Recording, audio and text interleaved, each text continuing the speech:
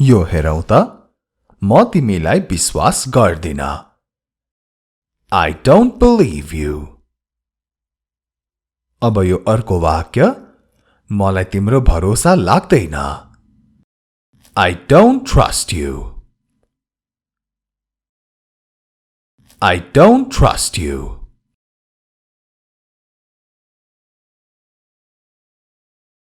मलाई सन्देश पठाऊ Message me अथवा text me Message भनेको सन्देश पनि हुन्छ सन्देश पठाउनु पनि हुन्छ टेक्स्ट भनेको पनि त्यस्तै हो सन्देश पनि सन्देश पठाउनु पनि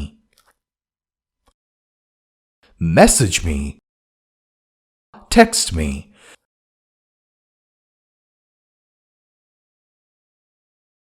ढोका अलिकति खुला राख Keep the door ajar Keep the door ajar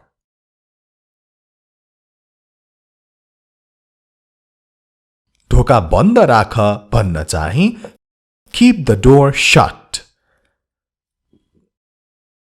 Keep the door shut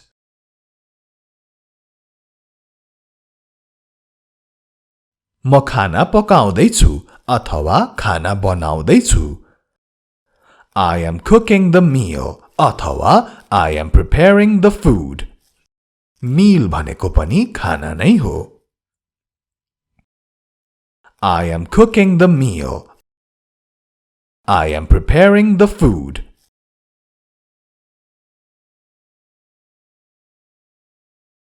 बुझ्यौ Understood अथवा got it Understood Got it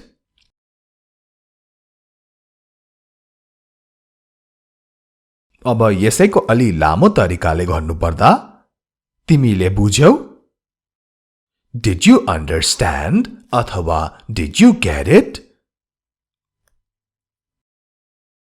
Did you understand Did you get it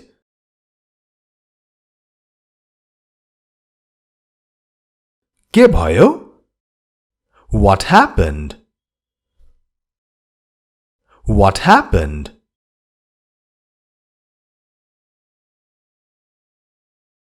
कुरा के हो सोध्न What's the matter What's the matter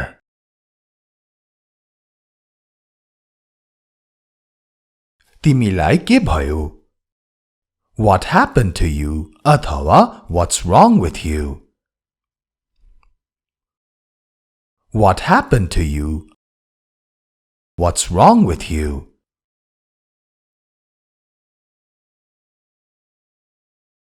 उसलाई यो गर्न नदेऊ Don't let him do this अथवा Don't allow him to do this Allow भनेको केही कुरा गर्न दिनु अनुमति दिनु Don't let him do this Don't allow him to do this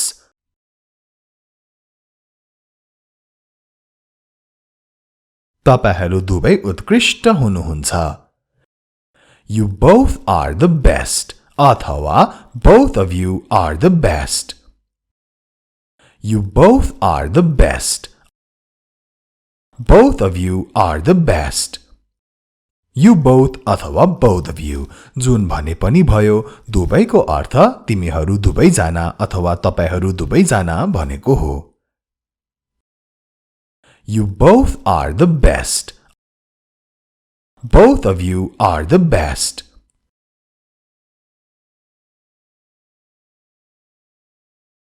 त्यस्तो केही छैन अथवा त्यस्तो केही होइन It's nothing like that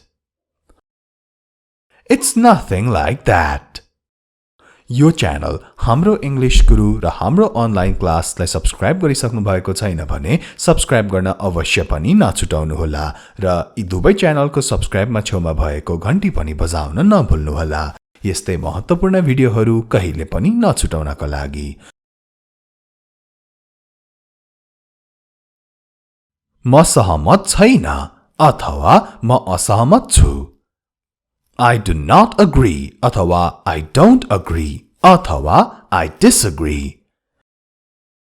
यो agree agree हुन्छ agree नभन्नुहोला है. Agree, agree. Disagree, agree.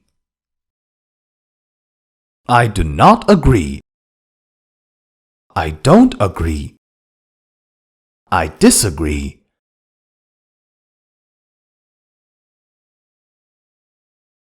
म जागिर खोज्दैछु. I am searching for a job. अब यसरी पनि भन्न सक्नुहुन्छ. I am looking for a job. दुवै तरिकाले भन्न पाउनुहुन्छ. I am searching for a job. I am looking for a job.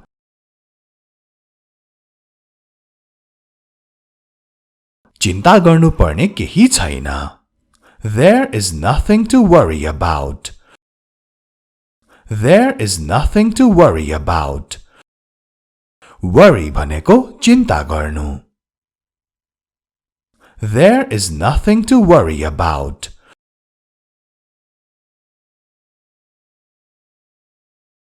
तिम्रो बकबक बन्द गर. Stop your prattle अथवा stop your gab. Stop your prattle. Stop your gab.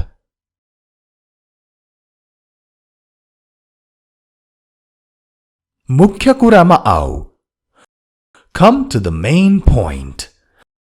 Main point भनेको मुख्य कुरा, त्यहाँ भइरहेको मुख्य कुरा. Come to the main point.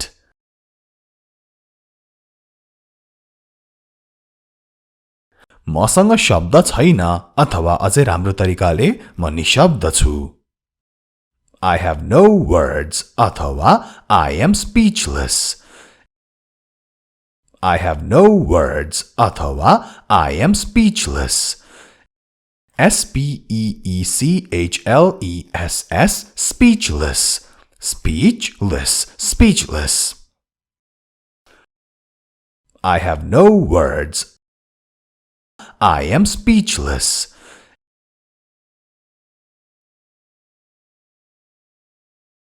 TV खोला भन्नलाई switch on the TV अथवा turn on the TV. Switch on the TV. Turn on the TV.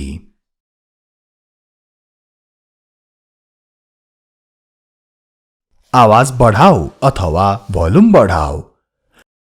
Increase the volume अथवा turn the volume up. Increase the volume. Turn the volume up.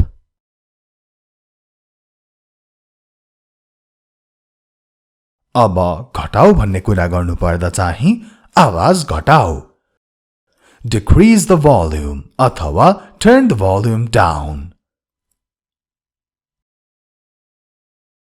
Decrease the volume. Turn the volume down.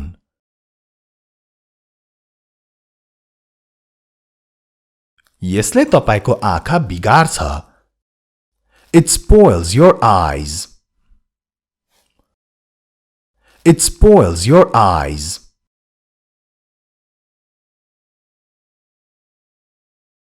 यसरी पनि भन्न पाइयो. यसले तपाईको आँखा बर्बाद गर्दछ. It ruins your eyes. It ruins your eyes. R-U-I-N. Ruin. Ruin भनेको बर्बाद गर्नु. It ruins your eyes. Have you already liked and shared this video? Video like र share गरिसक्नु भएको छैन भने like र share पनि गर्न अवश्य नछुटाउनु होला.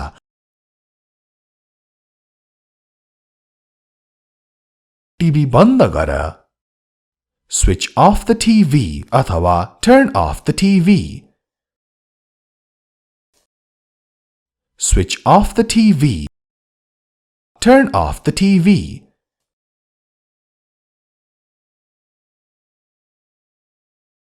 मलाई रिङ्गटा लागिरहेको छ अथवा मलाई चक्कर आइरहेको छ.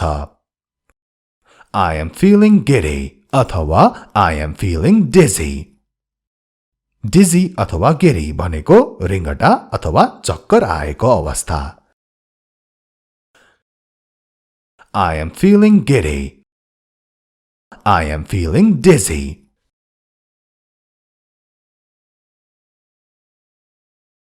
तपाईको जे इच्छा अथवा तपाई जस्तो चाहनुहुन्छ त्यस्तै.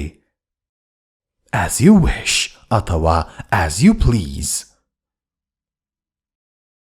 As you wish. As you please.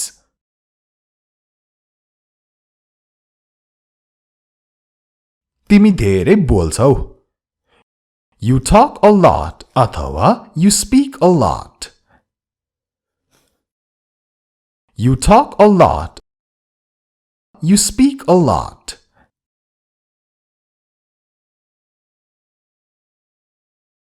मलाई डिस्टर्ब नगर. Don't bother me अथवा don't disturb me. Don't bother me. Don't disturb me. D-I-S-T-U-R-B disturb र bother दुवै भन्न पाउनुहुन्छ. कसैले केही काम गरिरहेको बेला उसलाई दुःख दिनुभयो भने डिस्टर्ब गरेको, bother गरेको हुन्छ. Don't bother me अथवा don't disturb me.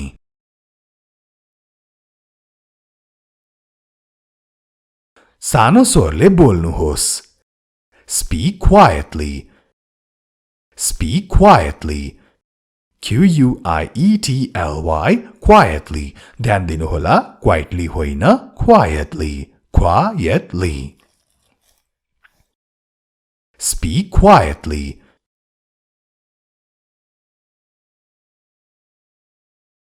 बिस्तारै बोल्नुहोस्. Speak slowly. Speak slowly.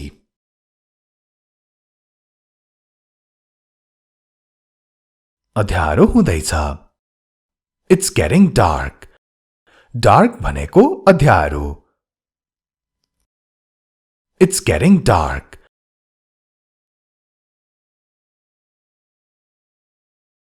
ढिलो हुँदैछ. It's getting late. It's getting late.